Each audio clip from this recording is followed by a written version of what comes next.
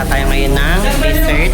Ngayon, ito kami ngayon na kaklase ko ngayon. Busy kami ngayon sa pag-plating ng dessert. So, ayan. Ipapakita po namin yung pag-plating ngayon. So, watch out. So, ngayon yung gagamitin natin is itong brownies na Super Delights. Tapos sa pang drip natin is yung Kuya Chocolate. At ang pang dust natin is yung Milo. So, ayan. So, ayan, gagamit po tayo ng Milo na ipangdadas natin sa ating plate na gagamitin para magkaroon siya ng design yung ating plato.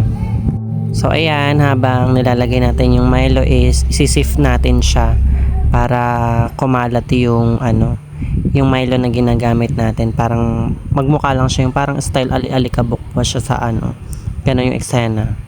So, ayan, biglang sumingit si Sir. Akala mo nanalo siya sa Wawawin. Nagulat nga din ako Bigla siyang sumingit sa may video namin. Napakakalog ka mo na teacher namin na yan. So, ayan, pinipili ko na pala yung brownies na gagamitin ko. Yung mga maganda yung shape niya para maganda siyang i-plating. Syempre, after nating magdas ng Milo, may mga excess yan sa gilid. Kaya, ayan, gagamit tayo ng tissue para linisin natin yung gilid at hindi siya mukhang madumi sa plating natin.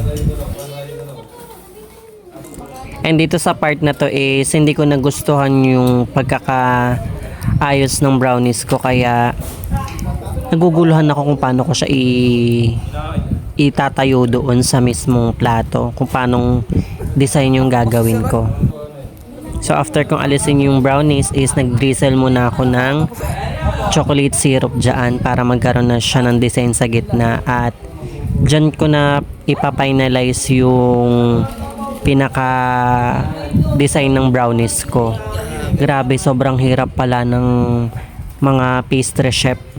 Hindi basta lang may ma-present ka at ma-serve ka sa customer mo. Dapat talaga may plating siya para maging kaaya-aya siya sa soon to be customer nyo, ganun. Kaya importante talagang matutunan din natin yung pagpi-plating natin ng mga product natin na isa-serve sa soon to be customer natin pag nagkaroon tayo ng restaurant, ganun. And sa part na to, ito, pine-prepared ko na yung tinunaw namin sa mainit na tubig na chocolate na ipandidrizzle ko sa top ng ating brownies. Iyan. O, diba? Ang jijingay ng mga kaklase ko. So, ayan. Tamang lagay lang tayo ng chocolate sa ating piping bag para pag dinrizzle natin siya sa top ng ating brownies is maganda yung outcome niya at maganda rin yung presentation na kakalabasan ng ating brownies at maganda rin yung tsura ng plating natin. And pagkatapos ko mag-drizzle ng chocolate sa ating brownies is nagpipe ako ng mga small dots sa palibot ng plate ko. So ayan, as you can see, dahan-dahan lang yung pagpapipe ko para sakto lang yung mailagay natin na white chocolate, hindi siya ganun kalalaki, para minimalist lang. Ayan, nabulol pa ako. Para minimalist lang tignan yung mga dot natin. Syempre, pag natapos ka na is kailangan mong linisin yung working area mo. Kaya ayan, nakita nyo for the clean si Akla, ayan. Dapat ganyan talaga ang gagawin natin. Dahil pagdating sa industry ng culinary is yung mga ginamit mo is kailangan mong ligpitin.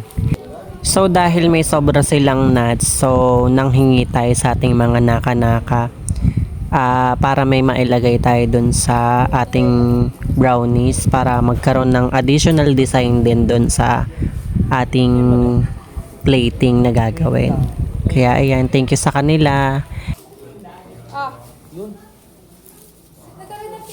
And this is the final outcome ng ating dessert plating. O, di ba? Pak, may paganyan-ganyan pa si bakla. Talaga naman po talaga. O, pak. O, di ba? Ang syala tignan ng ating brownies dyan. Akala mo mamahalin. O, di mo pwedeng uriin. So, ayun. Nakakaloka pala yung pagpi-plating. Diyos ko, pinagpawisan na ako.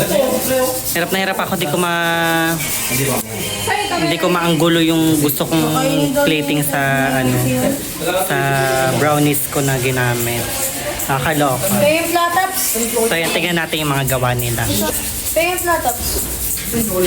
So, ito yung gawa ni Naka. Ay, patan ito. Gamitin ko pa. Ito yung mga gawa nila. Ito yung kay Kuya Henry. Oh, diba? Hindi. Oh, diba? Masakit yung muna ko na nga eh. Tingnan natin kila rice.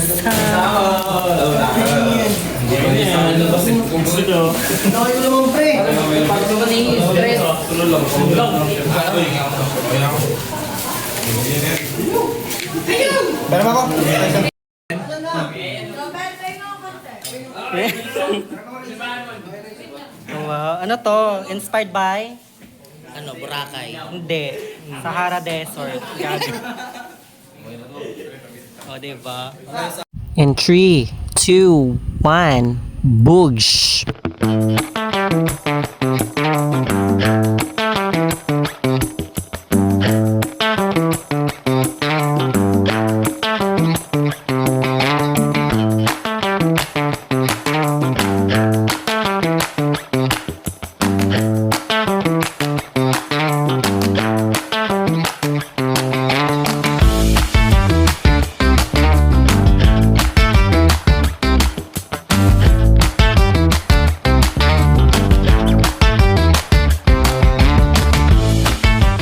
So yan guys, tapos na kami mag-plating at magliligpit na ulit kami. So wala kayong iuuwi ngayon today na ginawa ko sa pag-plating. Kasi napili siya ng isang stop dito sa Paris. Yeah. Wala kayong iuuwi. Ayun na sila. Hi na. Hello. Hi guys. Wala kayo dyan. Hello, hello. Tapos na kami. Ayan sila. Tapos na sila maghugas. Ayan. After plating, hugasan. Hello. Hi ka naman kayo. Ayan, after plating, kainan na. So, ayan guys. See you next time. Bye.